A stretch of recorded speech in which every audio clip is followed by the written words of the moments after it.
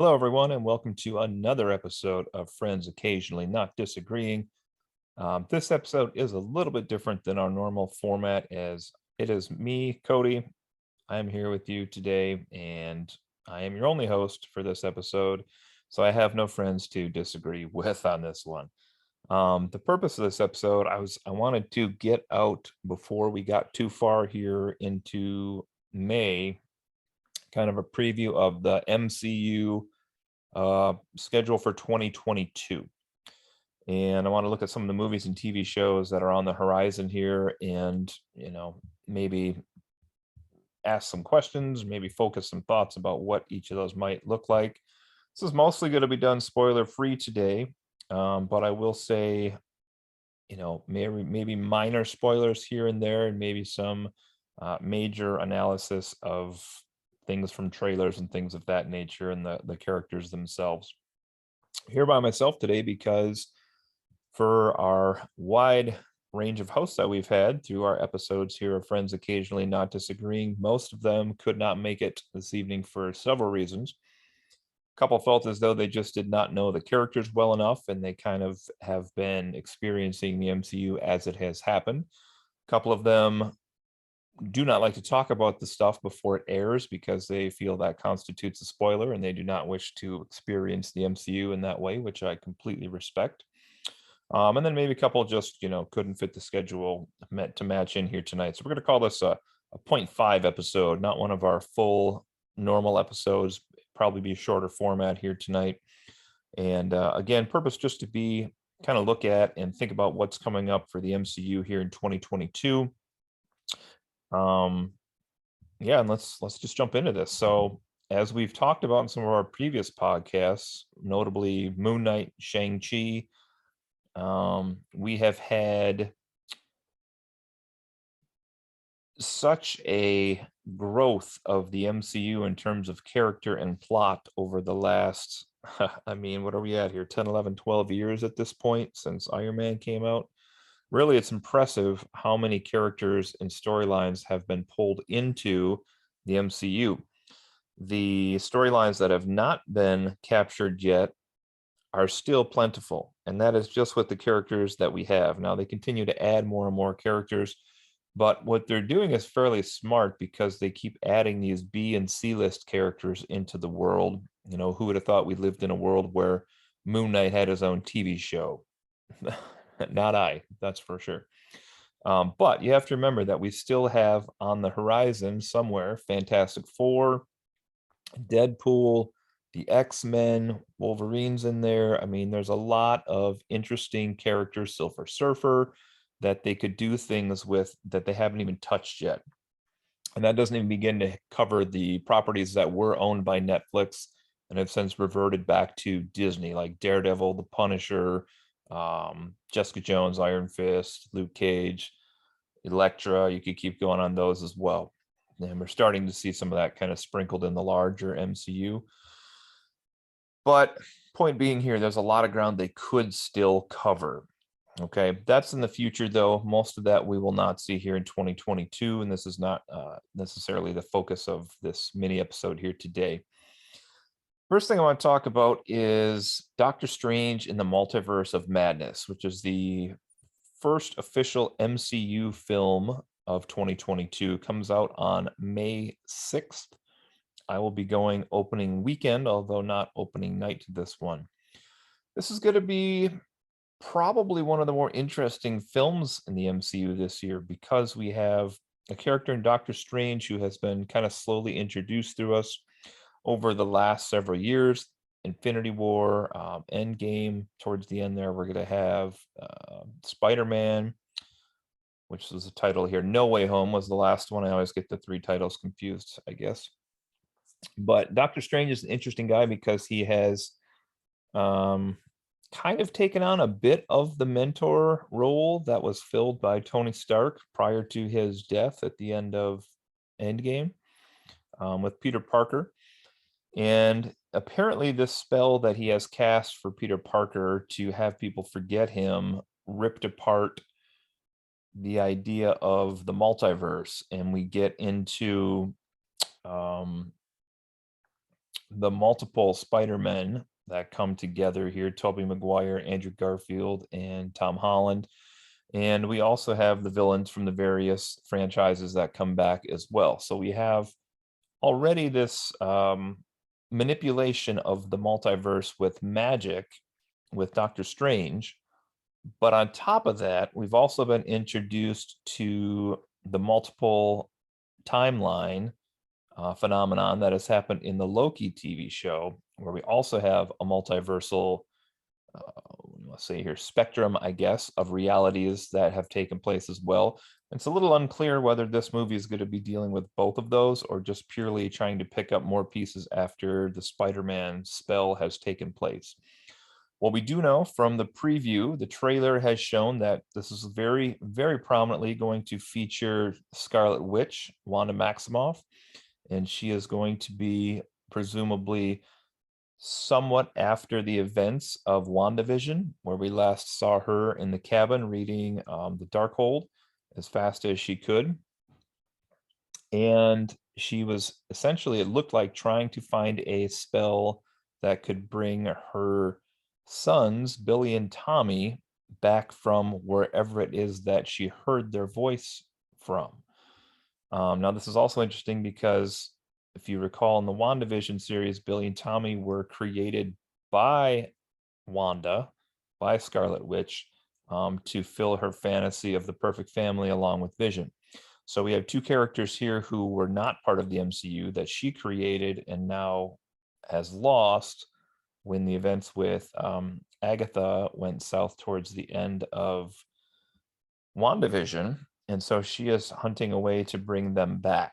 All right. And if you remember at the end of that show, Agatha called her the Scarlet Witch. And that was the first time we had seen her called the Scarlet Witch proper in the MCU. Prior to that, she had only been known as Wanda, very rarely as Wanda Maximoff, who was the sister again to Quicksilver, who died right away in Age of Ultron. So we know that they are in the movie. We also know from some of the previews and merchandise that's coming out for this that Wong will be back. That's not a surprise. Mordo, Master Mordo, Baron Mordo is going to be back as well. And he had left at the end of the first Doctor Strange movie where he had a disagreement as far as how the Order should move forward without the Ancient One, and he felt as though the Ancient One had betrayed them by taking energy from the Dark Dimension to begin with. So they'll be back, as well as some new characters here that are in some merchandising, which we won't get into necessarily to spoil that, because not everyone may be a collector of that things like myself. From the trailer, however, we also have some pretty strong evidence that Doctor Strange is going to meet some other versions of himself. Now, those probably are from this multiverse that we're talking about. There's also some hints in the trailer, notably the voice of a very famous Patrick Stewart. And I don't know this comic line personally, but there is a comic plot I know involving a group called the Illuminati, which features Doctor Strange as well as Professor X, and in some instances, other people like Reed Richards of the Fantastic Four, or some other people as well. So there's a chance that this movie could introduce some new big-time players into the MCU. I would be a little surprised if they bring in someone like the Fantastic Four in this movie, but it's possible, I guess. All right. As far as the Patrick Stewart, sounds as though he will be playing Professor X one more time. But again, with this idea of the multiverse, that could very well just be the MCU's way to retcon all of the old X-Men movies into a similar place like the old Spider-Man trilogy and the Amazing Spider-Man movie and sequel as well. So in other words, they could say that was all now part of canon, basically, in the MCU. All right, so I'm very intrigued by this one. As I mentioned, I'm going to go opening weekend. This is directed by Sam Raimi and originally was advertised as the closest thing to a horror film that the MCU has had so far. And if you have been watching Moon Knight, you know that Marvel has taken some steps in kind of a dark direction. So the idea of this being advertised as horror is kind of intriguing to see where this goes. Um, Due to the fact that this is the multiverse of madness, it's possible too that we get, any alternate of any character from any timeline as well, having been in a Marvel property before or making their debut. Okay, I know some have speculated on the trailer or the poster, the shards of glass that are everywhere, and people have tried to identify all the faces in those shards of glass. There is a strong component of people online who believe there's an Iron Man that has Tom Cruise's face on the armor. I don't know if that's true or not. We will have to see when the movie comes out, but supposedly he would be like an Iron Man from an alternate um, reality, a multiversal Iron Man, if you will. But this one's pretty cool. I'm intrigued by this movie, Doctor Strange in the Multiverse of Madness. Okay, the next property, let me make sure I get these in sequential order here. June 8th is going to be the Disney Plus premiere of Ms. Marvel.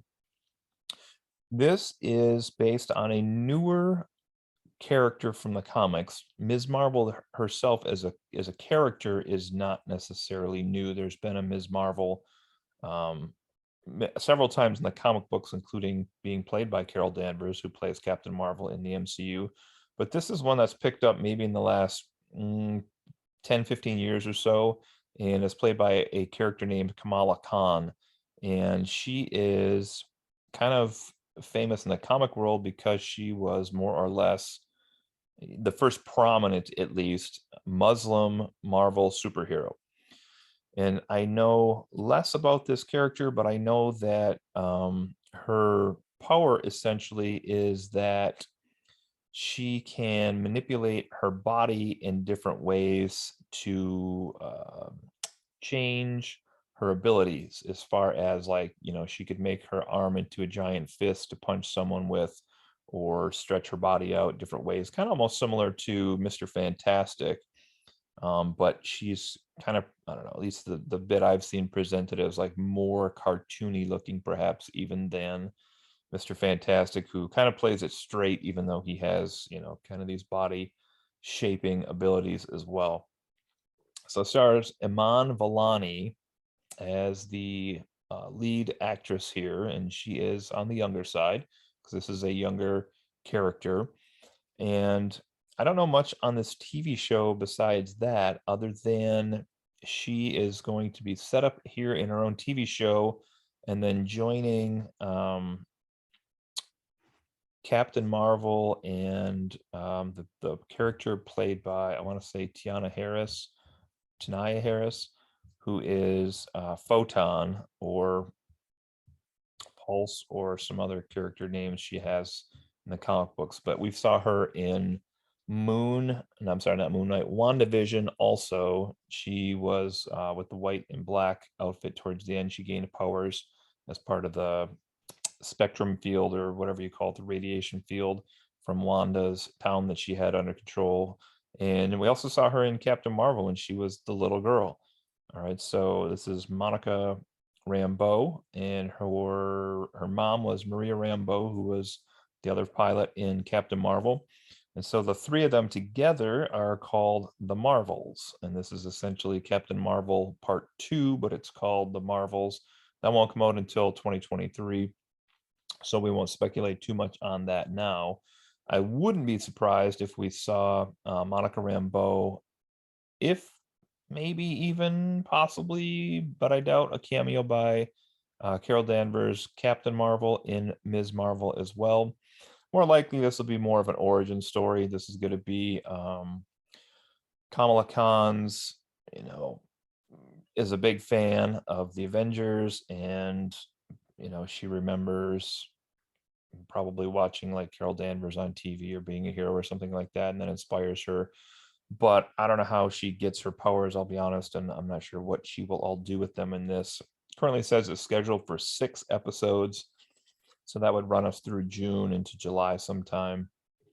And I'm intrigued by that one, if only because more diversity in the MCU again, Muslim superhero and a young girl superhero, which the MCU seems to be flooded with at some point here now. We have a young female Hawkeye. We have on the horizon, perhaps, a young female Captain America, potential for here a young female Iron Man. We have a younger Black Widow.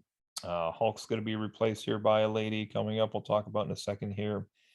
And I'm sure I'm forgetting some people here also, but well, Thor just got replaced not by a young woman, but a woman nevertheless. So this is getting a very female-centric party here in the MCU these days. Okay, next property is going to take place on July 8th, 2022, and this is probably the one that my wife and daughter are the most excited about because it's their favorite character. It is Thor, Love and Thunder. Thor, Love and Thunder. So this will be the Norse gods' fourth movie, if you count Thor, and then The Dark World, and then Ragnarok. This will now be the fourth one, and where Ragnarok had kind of a buddy flicks 70 gladiatorial arena type feel, this one seems to be really laying into the late 80s hair metal bandy style of thematic presentation. So the trailer for this one just dropped a bit ago, and they used Guns N' Roses' Sweet Child of Mine as the music on this one.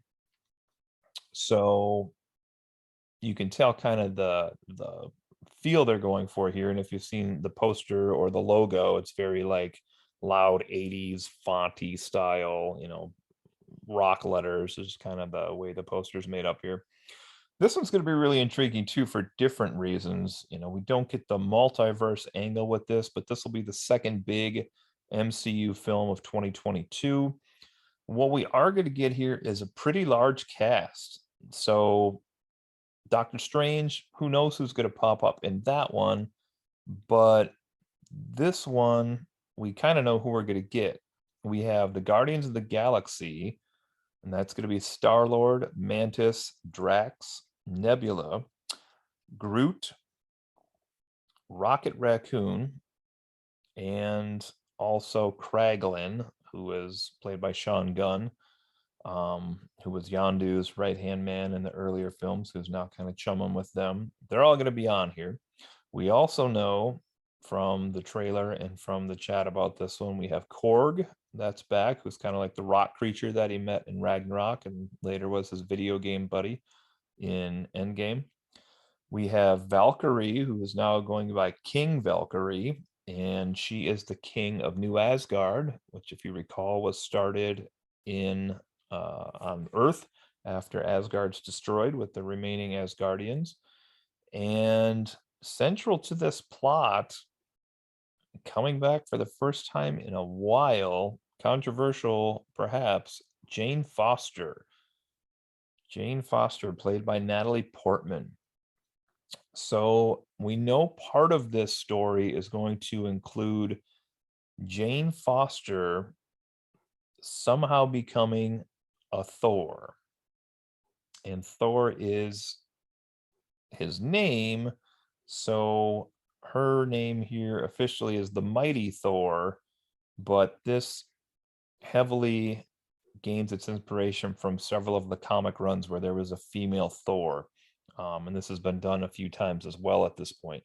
The surprising thing here is Natalie Portman had kind of sworn off the MCU at one point, where if you noticed, in the continuity, she was in the first one, the second one where she had the ether pulled out of her, and then kind of disappeared. And I thought I had heard that was due to some disputes with Marvel and Disney.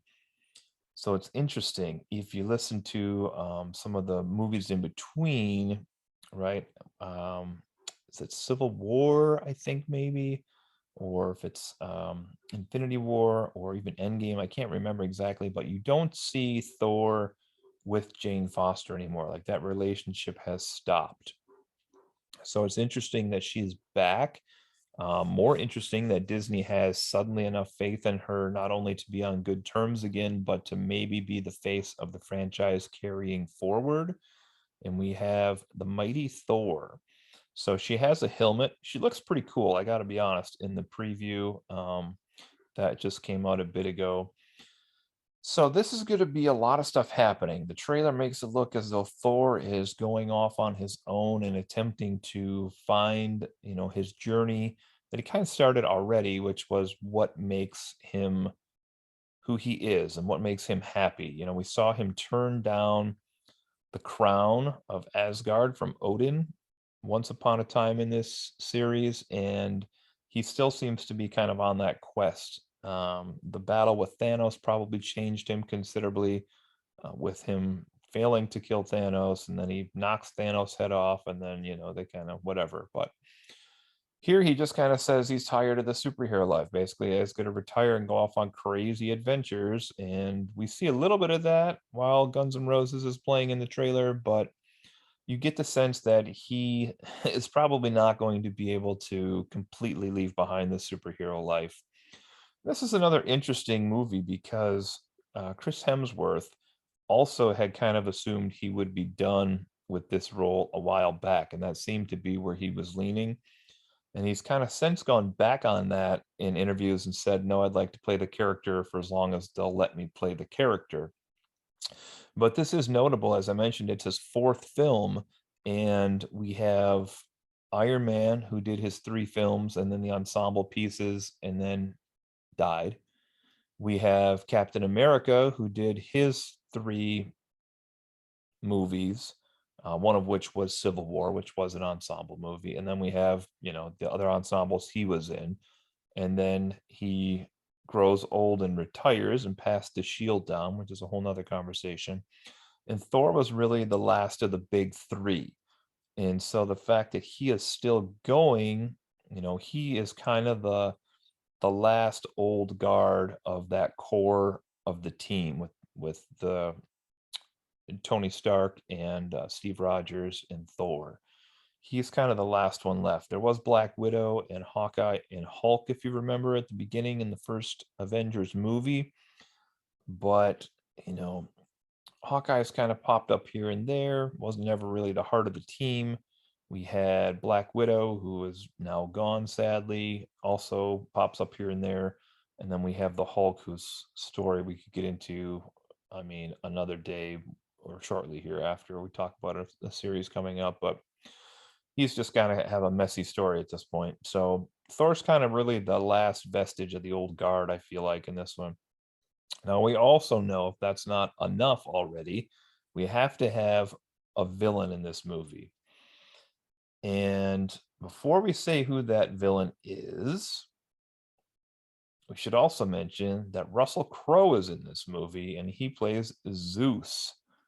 All right. Now, Zeus, of course, is a Greek god, and we have the Asgardians, who are basically the Norse gods. And then, if you have been watching Moon Knight, that is essentially the Egyptian gods. So we have a lot of gods running around in the MCU these days, or being introduced at a minimum into the MCU these days. And Zeus is going to be another character. I'm guessing, this is just me speculating now, as his name implies, is probably going to be another all-powerful, supercharged god that I assume is going to bump paths with Thor or the mighty Thor here as this goes on. But we also maybe think of another person that we connect down the Greek mythology, and that would be Hercules. Now, Hercules is another character, and this is totally me. I have not read this or seen this anywhere, but Hercules is another core Avenger who has not been introduced into the MCU. Often a member of the team, or I think even occasionally the Avengers West Coast team. But he is kind of known for his curly hair and big beard. It might be another interesting one that could join the MCU in this film. That wouldn't surprise me. But what they're essentially doing here, and I'm assuming if they have a Zeus, they're going to have, like the Mount Olympus with all of the gods and more than just Zeus. And this is all perfect setup because our villain here in Love and Thunder is someone named Gore the God Butcher. And this is played by Batman. Just kidding. Well, sort of. This is played by Christian Bale. So having the name Gore the God Butcher, I'm guessing there's going to be some gods that die in this film. Um, Odin's dead. Loki's dead, but now back alive. And I don't really think we're going to see Loki connected into Thor's story here. So if he's killing some gods, it's probably going to be either Thor or some of these new Greek gods. I'm going to guess the Greek gods probably have a limited shelf life, or most of them, with somebody named Gore the God Butcher on board. Kind of a real pale, sickly looking character from the stuff that's been put out so far. But Christian Bale, I'm sure, will do a great job. He's a great actor. And should mention also, this is directed again and written again by Taika Waititi. And this is the same director who did Ragnarok. So I'm expecting a good blend in here of humor and storytelling, just like we got in Thor Ragnarok, which was honestly fantastic because I was, as I think Chris Hemsworth was, basically done with the character of Thor and his solo stories after the first two films, because they were okay, but they are not amongst the top tier of the MCU, which is an episode I'm sure we will have some point in the future. Okay, so this is in July. That's July 8th of 2022. Oh, I didn't mention, but I should also throw the comment out there. It has been speculated for Multiverse of Madness, which they haven't really released a villain for. Could be Mordo if he has a new ideology. Could be a character they just haven't announced. Could be somebody that comes through the multiverse. But there is speculation that the real villain in that film could be the Scarlet Witch herself. So that's kind of an interesting little side note there. Who knows if that'll be the case or not? It would shake up her character quite a bit, but she would probably lose out a little bit of, the love that the audience has had for her. But we've already seen her change a little, go a little cuckoo for Cocoa Puffs in WandaVision, so wouldn't surprise me. Okay, we're gonna flip back to the TV show side here on Disney Plus. The next one, which is not dated, at least looking at the sheet I have here, is She-Hulk. So She-Hulk is a character from the comics that I recall as a young kid who used to collect the Marvel cards, who is the Hulk's cousin. She's Bruce Banner's cousin, and she is generally depicted as a lawyer. Okay. And so this has Tatiana Maslany, if I'm saying that correctly, as the main role. And she is going to be presumably playing a pretty comic accurate version of She-Hulk here. She's going to be green, a very feminine version of Hulk. She doesn't have the huge bulking muscles like the Hulk does when he transforms. She just kind of turns into this superwoman, more or less, green skin. But I believe in the comics, generally speaking, keeps more of her intellect than the Hulk does when he turns into the Hulk. I thought I had seen somewhere that there's a character, a villainess whose name is Titania or something like that. If they haven't used it in the MCU, kind of a greenish costume with little spikes on it, as the villain in this series, which wouldn't surprise me. It's probably going to be some lower tier villain to introduce this character as well. This one says will be 10 episodes, according to what I'm looking at here. And they confirmed that Mark Ruffalo will be in this as Bruce Banner and the Hulk. And we will also see Tim Roth return as Emil Blonsky, or the Abomination. So that's interesting because the Abomination in the original film with Edward Norton looked way different than the Abomination we got in Shang-Chi, which was the more comic accurate version where he was fighting Wong in the arena. So this, I don't know when is going to come out. It just says 2022. But again, I think this will probably be a really self-contained story where we just get a new origin for another superhero in the MCU. And the interesting thing is going to be the more frequent these TV shows continue to be. You have to wonder how many of these, if none, if all, make the jump into the MCU films because it's going to get crazy if you see a Kate Bishop running around with a Mobius from Loki, with Moon Knight, and then She-Hulk running around. I mean, that's a lot of people to throw in one movie. I don't think they have really established what the next mega plot's going to be. Kind of seemed like it was going to be Kang and the multiverse, and that may still end up being the case, but we'll really have to see what happens with Multiverse of Madness. And if there's a Loki season 2, I can't remember if I saw that that is a limited series or if that has a second series coming out. I thought it has another series, another season. Okay, so this is just another example also of they can use the Hulk as a good supporting role. And I think the Hulk is best in these small doses, as we've seen. His first movie was a disaster, but that was more Universal's fault, I feel like, than anybody else's.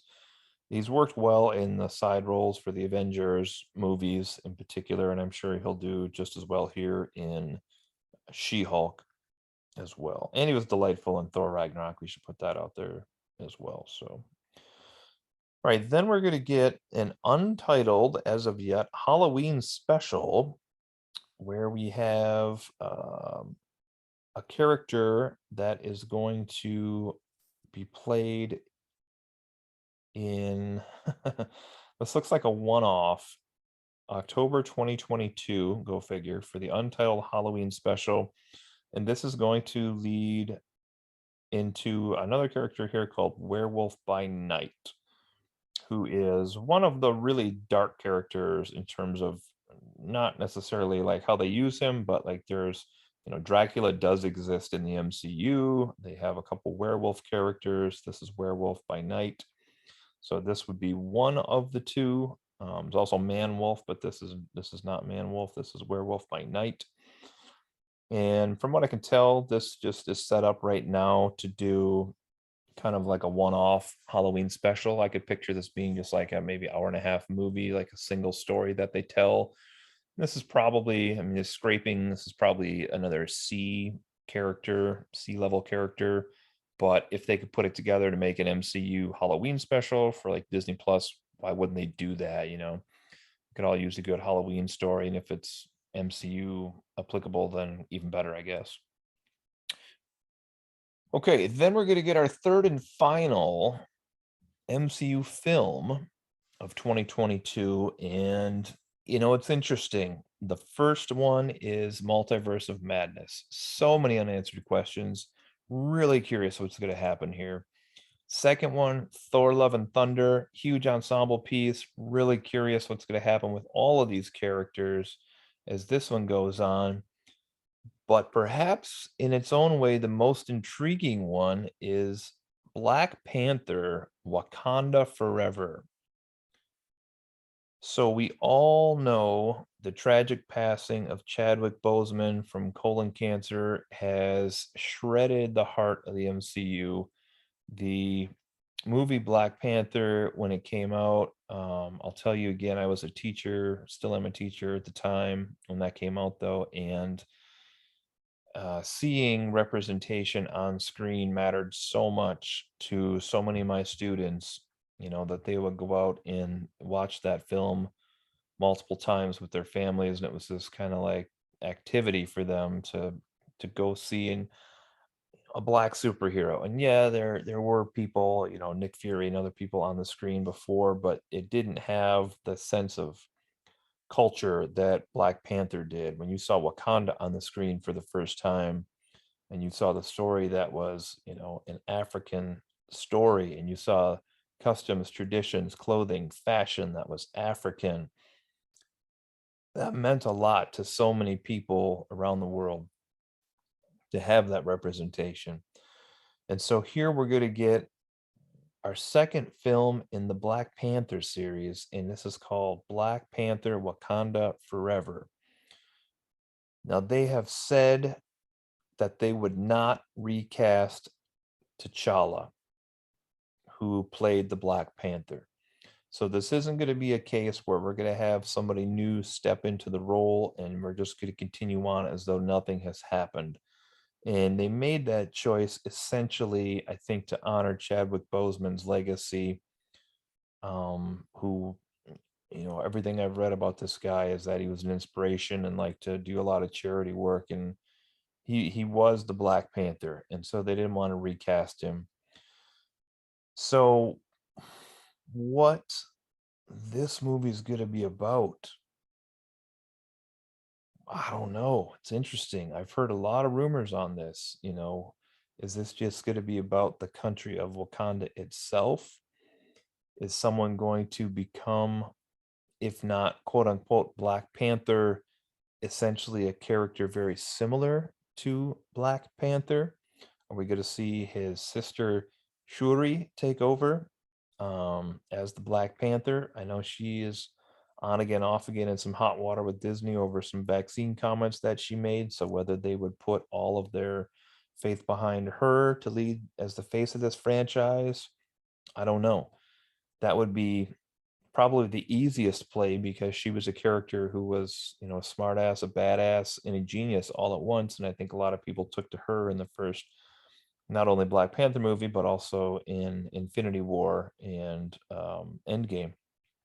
So that's a possibility. We may have a different character who pops up and takes on a similar role here. I don't know what's going to happen. Maybe they have M'Baku step up, leader of the Jabari tribe in the mountains, and maybe he becomes, the new Black Panther. But they've said they won't recast T'Challa. Will they recast something called Black Panther? Somebody called the Black Panther by title? I don't know. Maybe. So this is directed by Ryan Coogler, who is back after Black Panther to direct again in this one. So it's in good hands. First movie was done so well. You'd have to assume the second one's going to be fantastic also. Does say there's a note on this one that we will see Dominique Thorne appear here as Riri Williams, also known as the character Ironheart. And this is who I had referenced earlier, maybe the new Iron Man, with that role taken over by yet another female, if that's the case. So, all right, so that is Black Panther: Wakanda Forever. We don't have a ton to go on this one yet. We just got the Thor: Love and Thunder trailer a bit ago, so it's going to be probably a while until we see the Black Panther: Wakanda Forever trailer. But that's what we have. And then I'll go back to one last thing here in a second, but future movies for 2023. Then we have the Marvels, which we've already mentioned, Guardians of the Galaxy Volume 3 with James Gunn will be back, and Ant-Man and the Wasp Quantum Mania, which is their third movie. And we know way ahead of time that Kang the Conqueror, played by Jonathan Majors, is going to be back with Ant-Man and the Wasp. So somehow this story with the multiverses from Loki, the TV show, will stretch out at least until the end of next year. So it's possible they are bringing Kang as the big baddie, but not connecting him to all of the movies, which I guess in hindsight is what they did with Thanos. He didn't necessarily appear in all of them. He just popped up once in a while. But anyway, and then of course past that, who knows? Fantastic Four or Deadpool or X-Men or anything could come up. So the last TV show we're gonna get in 2022 is the Guardians of the Galaxy Holiday Special. This was announced way before the untitled Halloween special featuring Werewolf by Night. The Guardians of the Galaxy Holiday Special, I can't help but think of the infamous Star Wars Holiday Special when I hear this. And I don't know if this is going to be, again, just a one-off story or if this is actually playing up on like the Christmas theme or December in general or the winter, or if this is, purely going to be a story with Guardians of the Galaxy set in the holiday season, kind of like Hawkeye wasn't a Christmas TV show, but it sure as heck was a Christmas TV show. So this one, who knows? I have zero speculation on this, but probably will feature all the Guardians of the Galaxy, assuming they all make it through Thor: Love and Thunder, which I assume they would, and then this one will come out, and then they'll have part 3 of their movie next year sometime. So I don't know. Details are mum on this one. If it's a celebration, if it's a plot line, if it's, I don't know. Could be anything. Okay, and then past that, just to kind of finish up our schedule here for TV shows coming up then in 2023. I guess I don't see a date on this one specifically, but I assume this will be 2023. We have the Secret Invasion show, which looks awesome because we get Sam Jackson playing Nick Fury. And we're also going to have Don Cheadle as War Machine, James Rhodey Rhodes back. For this one, we're also going to have Martin Freeman back as Everett K. Ross, another little side character I love in the MCU, and then Kobe Smulders, as Maria Hill will also be back. So this will be a fun one.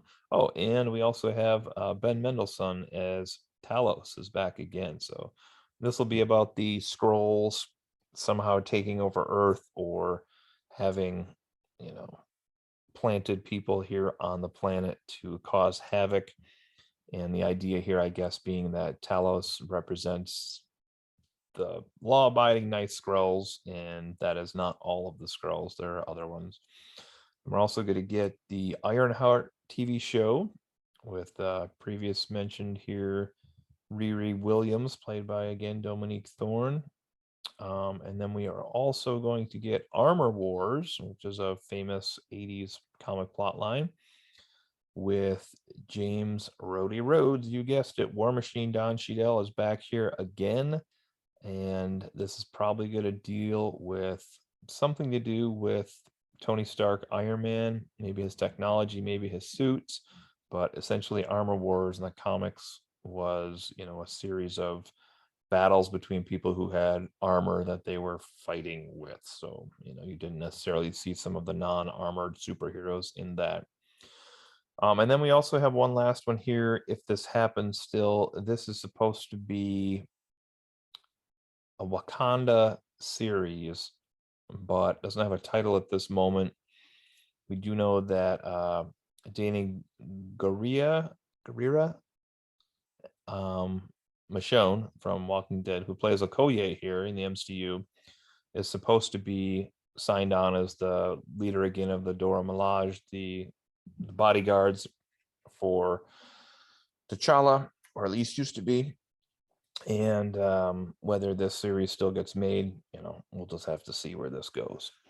So lots of stuff coming out here in 2022. We have 3 proper movies. Again, Doctor Strange, Multiverse of Madness, Thor, Love and Thunder, and Black Panther, Wakanda Forever. We have, what do we count here? Let's see. We already have Moon Knight also, so that's worth mentioning. We have a TV show going already. So we have Moon Knight, Ms. Marvel, She-Hulk, and then these 2 specials down here, Halloween and the holiday special itself proper. So 3 TV shows, 3 movies, 2 specials, and unless Secret Invasion gets pushed into 2022, which I'm going to guess they won't, because I'm going to guess they're going to probably be bumping into Star Wars by that point again. I think Obi-Wan probably will be out before that, but that might be bumping into either season 3 of The Mandalorian, or maybe Boba Fett will be back by then. I don't know. But anyway, so some exciting stuff coming up here. As hopefully promised, I didn't spoil too much today. Just kind of recapped what might happen with all this. And, it's going to be very exciting to see the 3 big movies this year for different reasons.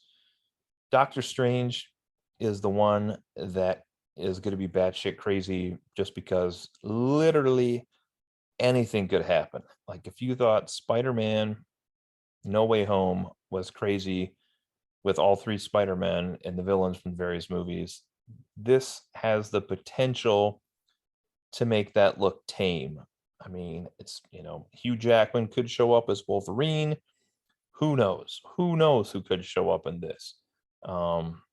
Anything could happen in this one, really, literally anything. I mean, they could bring back dead characters. Iron Man could be in this. Black Widow could be in this if it's their version from a different reality, different sense of our universe, but this is the multiverse. So this one's intriguing. And then you combine that with the fact that, again, it's supposed to be horror elements. I'm intrigued big time by this one. Super excited. Thor Love and Thunder, I'm going to expect that's going to be, basically the same plot as Ragnarok mixed with the older Thor movies, where you have kind of the buddy adventure with the Guardians here and Korg and Valkyrie and Jane Foster and Thor. It's a lot of heroes. So this Gore the God Butcher guy better be pretty damn powerful, because you're talking what, 1, 2, 3, 4, and then another 6 Guardians of the Galaxy. So you got 10 main heroes in this one, not to mention Zeus and some of the other ones they're going to introduce. But I think this will be a great one for comedy, great one for action, great one for adventure. And this will be a real popcorn movie, I feel like, Thor Love and Thunder. We'll see. Without Black Panther, I don't know. This might be the highest grossing one of the 3. But we'll see. And the last one here, Black Panther, Wakanda Forever in November. Hard to predict on this one. I don't know what it's going to be about. I don't know who they're casting as the new Black Panther. So this is going to be, as I mentioned, just all sorts of surprising for different reasons altogether. But a really cool 1, 2, 3 punch they have this year coming out here for the MCU. And yeah, I'm excited for it. So I'm sure as these come out and drop, we will get some reviews in from our other hosts who are normally with us here. And yeah, I guess that's going to be it. So it's kind of a little half-see episode here today, kind of giving a preview what's coming up for the MCU in 2022. It's going to be it for me today. This has been Friends Occasionally Not Disagreeing. And I am your host, Cody, for tonight. And I'm signing off. So I guess it's just me. So I got to rock this solo style as we do with every episode with our singing of the theme song. So let's try a little Axl Rose here to finish us up today. Friends not occasionally disagreeing. Take care, everybody. Bye.